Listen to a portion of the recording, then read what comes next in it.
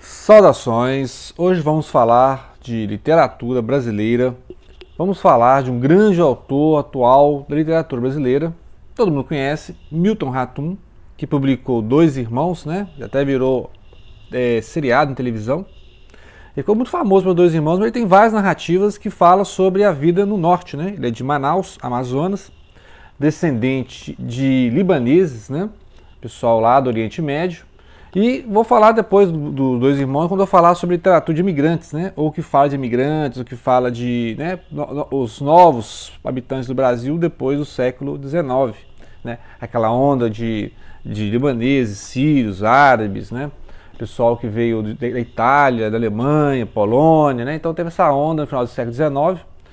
E teve as Alegatai, né? Fala de anarquistas, graças a Deus. Tem vários livros sobre isso, né? Pessoal que chegando no Brasil no final do século XIX. Que é a segunda onda de brasileiros, né, podemos dizer assim, né, o pessoal que fundou o Brasil, é a segunda onda. Mas nós vamos falar aqui do norte, né, o norte, só que em outros livros do Milton Ratum, ele fala certamente da região norte, mas agora ele está lançando uma trilogia, né, já lançou 2 volumes, nós estamos aguardando o 3º volume, então ele já lançou 2 volumes da trilogia chamada Um Lugar Mais Sombrio, né, então esse aqui é A Noite da Espera, que foi lançado em 2017, e Lugar Sombrio 2, que é Pontos de Fuga, né, que eu estou lendo, que saiu 19, né, então nós estamos aguardando o volume 3.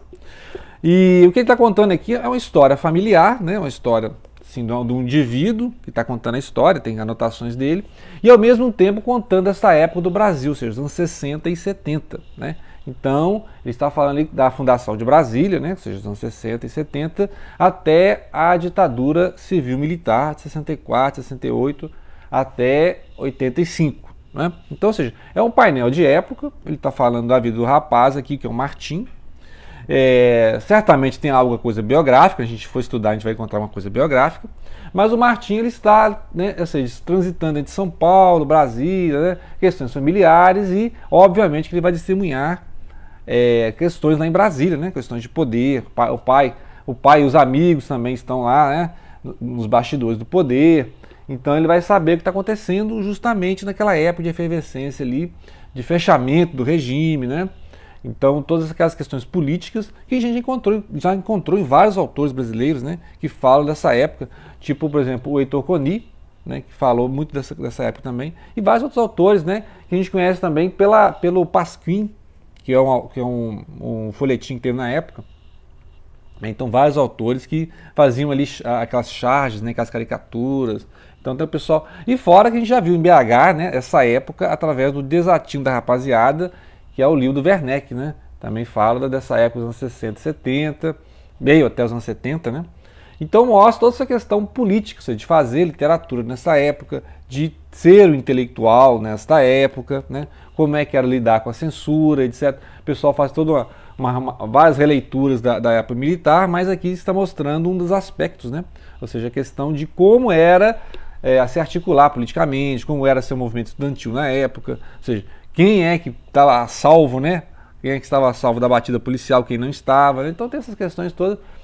Bem, vamos então fazer um início de obra, que nós vamos pelo menos fazer 2 vídeos para cada livro, né? Porque é muita coisa, muitos detalhes. Então o Martim está exilado, né? Exilado em Paris. E aqui mostra primeiramente os problemas de estar exilado em Paris, né? Então, ou seja, adaptar a um novo país. Vários intelectuais brasileiros, né? Foram exilados em Paris, exilados na Escandinávia, né? Etc. Por quê? Porque ame-o ou deixe-o, né? Tinha esse slogan da ditadura que ou você concorda com o regime ou deu fora. Então quem tinha dinheiro e condições de sair, saiu. E quem não teve condições tentou fazer uma luta armada, perdeu ou viveu clandestinamente, né? Então essas questões, toda a literatura brasileira dos anos 60 e 70 vai falar disso. E aqui, então, aqui é a questão do exilado, né? Então, exilado, em 77, 78, 79, você tem a narrativa dele lá se aclimatando a conhecer o pessoal de Paris, dar aula de português, né? Para os franceses, né? Ao mesmo tempo, né? Você tem um relato dele nos problemas familiares, né? Dos anos 60, antes de ir para morar em Brasília, que vai ser no final dos anos 60. né? E aí você vai conhecendo a família dele, né? Parece que tem um problema lá familiar, por exemplo, ele teve com a mãe, por exemplo, porque a mãe teve um problema com o pai foi para Brasília, e aí ele ficou lá com a família da mãe, né? E a família da mãe não aceitava essa separação, a mãe arrumou outro amante, e aí ele foi morar um tempo com a mãe, mas não deu certo, aí, não, agora você vai morar com seu pai. E aí ele foi, né, ou seja, então essas questões familiares é o início do livro, mas para ambientar mesmo que é um personagem, né? Ele vive esse conflito familiar, ele nasce, né, no meio dessa questão familiar, as relações dele com os parentes da mãe. E aí depois ele vai mudar de áreas, porque ele vai passar a viver com o pai em Brasília, né? E aí em Brasília, o que aconteceu? Brasília foi inaugurado nos anos 60, né? Todo mundo sabe disso. Ou seja, o centro político brasileiro foi deslocado do Rio de Janeiro para Brasília. E aí ele foi lá para Brasília e aí vai conhecer novos amigos, né? Que é essa turma de Brasília dos anos 60, 70, que é anterior àquela turma de Brasília que nós conhecemos, que é a turma dos anos 80. Né? Que é a turma do rock and roll, por exemplo, Legião Urbana, Capital Inicial, né? A gente conhece muitos relatos da Brasília dos anos 80, que aí já é 20 anos de Brasília, e é aquela Brasília, a cidade sem esquinas, a cidade artificial. E nessa época aqui, tinha muito o quê? Estava começando a vida estudantil, né? A Universidade de Brasília, né? Então ele mostra muito isso, o início da vida estudantil, os primeiros movimentos estudantis, numa época que já era de repressão, porque pra você ver, a Brasília foi inaugurada no início dos anos 60, em 64, 68 já tinha ditadura, né? Então, pra você ver, mal começou o governo em Brasília, já teve problema, né? Porque, ou seja, o Juscelino Kubitschek, né? Junto com outros, construíram Brasília, fizeram a Brasília, foi inaugurada Brasília, não passou nem 3, 4 anos, já teve golpe militar. Então, essa efervescência política, essa questão de como montar a democracia num sistema não democrático, porque, ora, você pode falar, né, de ditadura no regime democrático, mas como é que você vai falar de democracia no regime ditatorial, né? Então, essa questão, esses paradoxos, né, da política. E, então é necessário essas obras para a gente conhecer como é que foi, né? Nós não vivemos nos anos 60 e 70, começamos lá nos anos 80, mas aqui ele volta 20 anos justamente para mostrar como é que esses estudantes viviam nessa época, né? E quem não se adaptou foi obrigado a se exilar. Então a gente vê a história em 2 níveis, sempre está vendo a história em 2 níveis, que vai continuar aqui, né? Obviamente, mas nós vamos gastar mais um vídeo com este, porque aí nós vamos anotar a questão do enredo, né? Do Martim fazendo essas anotações. Então você tem como se fosse um semidiário, né? Você tem anotações dele vivendo em Paris, e aí vai intercalando, né, alternando o final dos anos 60, ou seja, que aí vai sair de São Paulo, de Santos, para morar com o pai em Brasília, aí você vai conhecer este pai, quem é o pai dele, né? E aí ele vai conhecer os amigos, né? Os amigos que depois vão aparecer nos outros livros, né? E a questão é assim, de como articular politicamente. O campus da UNB, ali em 68, ele entra para a faculdade, né? Para a faculdade, e vai começar a fazer os amigos, e aí vai obviamente descrever Brasília, né?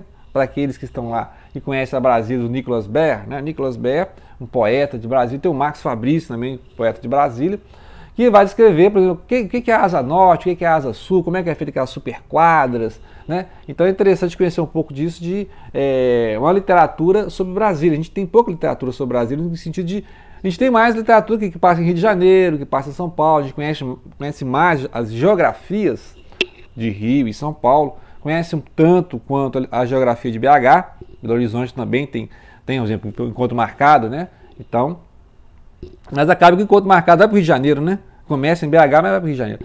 Então aqui não, aqui nós temos a geografia mesmo de Brasília, então é bom, né? Quando eu comecei a ler aqui, eu peguei um mapinha de Brasília, o que é a asa norte, o que é a asa sul, o que é o eixo monumental, onde é que é a Praça dos Três Poderes, né? Onde é que é o Paranoá. Então é bom pegar um pouco a geografia do local, que eu me lembro, eu fui em Brasília só uma vez, mas eu tinha 12 anos, né? Então nem lembro mais como é que era Brasília.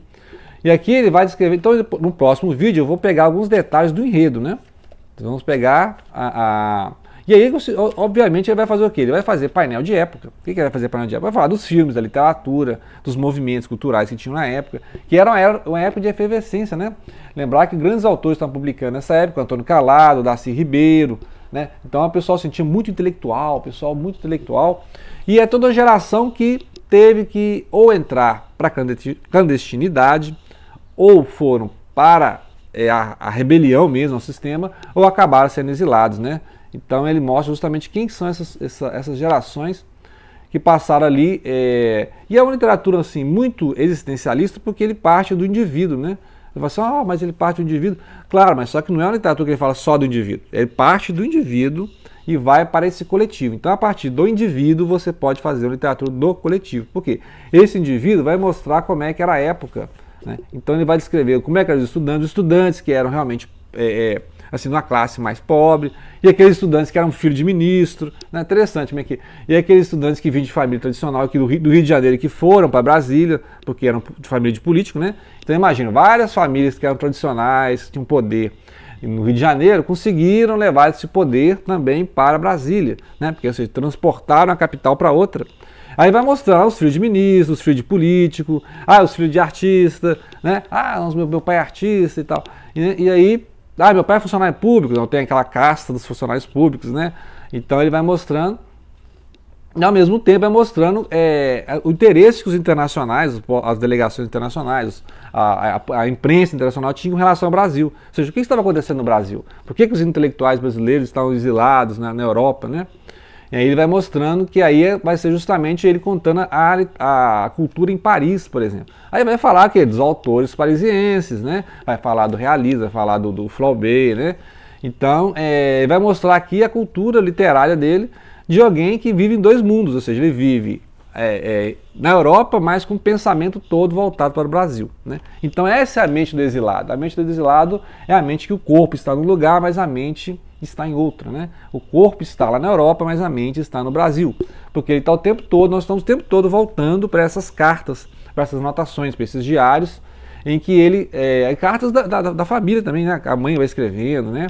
Os familiares vão escrevendo, e aí a gente tem aqui como ele foi viver em Brasília e como é que aconteceu para ele, as mesmas movimentações que ele vê do golpe, dentro do golpe em 68, ele vai ter cenas que ele vai mostrar aqui como é que foi esse golpe dentro do golpe, como é que foi a repressão contra os estudantes, como é que foi a invasão que as tropas militares fizeram à Universidade de Brasília, que tem cenas dantescas dos policiais batendo em estudantes, né? Coisa absurda, que ele vai contar também isso, né? Então aí depois, quando eles viram que o tempo fechou, né? E vários viram que o tempo fechou, o que eles fizeram? Arrumaram as malas e foram para a Europa, né? Para os Estados Unidos, para o México, né? Então tinha brasileiro espalhado pelo resto do mundo, né? Tinha gente lá na Suécia, né? Basta ver lá as literaturas do Gabeira, né? Fernando Gabeira também, o que é isso, companheiro? Né? Então tem toda a literatura de época, tem a festa do Ivan Ângelo também, que mostra aqui a repressão em BH, né? Então assim, tem toda a literatura que a gente pode ter uma lista, né? A gente já fez a compilação de livros que falam sobre a ditadura civil-militar 64, 85, né? Então esse aqui é mais um livro, só que obviamente que tem aqui a marca autoral do Ratum, ou seja, tem um estilo, né? O Ratum já tem um estilo. Então é o autor que já tem estilo, mas ele não fala só de um tema, né? Ele fala de vários temas. É claro que ele é conhecido pelo tema mais do imigrante, do norte, né, do país, mas nessa nova trilogia, que já temos 2 volumes, né? Então esse é o primeiro vídeo sobre este livro, depois eu farei mais 2 vídeos sobre este livro. Vamos abordar então o enredo, né? E alguns personagens da trilogia. Né? Hoje é basicamente só para falar que existe a trilogia e que existe contextualização histórica, né? É um romance histórico? Pode ser lido como romance histórico, né? Porque tem vários fatos aqui que realmente aconteceram, né? Mas eu não sei se ele quer fazer um romance histórico, ele tem que perguntar ao autor, né? Eu acho que a história aqui é apenas um contexto, né? Que ele faz um recorte de painel de época, né? Então beleza, fiquei a dica, grato pela atenção, não vamos deixar de acompanhar os grandes clássicos que estão surgindo, hein? Grandes craques estão surgindo debaixo dos nossos olhos. Obrigado, não deixem de compartilhar.